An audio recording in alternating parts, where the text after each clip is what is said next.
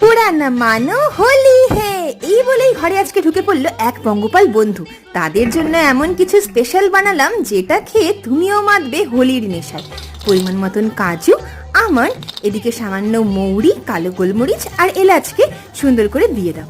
তার সাথে একটু শুকনো গোলাপের পাপড়ি, 1 চামচ পোস্ত, 1 চামচ চার মগজ, সবটাকে জলে ভিজিয়ে রাখছি 1 থেকে 2 ঘন্টা। আমন্ডের ছোকলা ছাড়িয়ে নেওয়া কিন্তু ভীষণ জরুরি। তারপরে সবকিছুকে আমি এখানে শিলনোড়া ব্যবহার করেছি, তুমি চাইলে মিক্সি ব্যবহার করতেই পারো, বাট ট্রাস্ট মি, শিলের বাটায় বাটলে এটার যে দারুণ স্বাদ হবে সেটা কিন্তু মিক্সি থেকে আসবে না।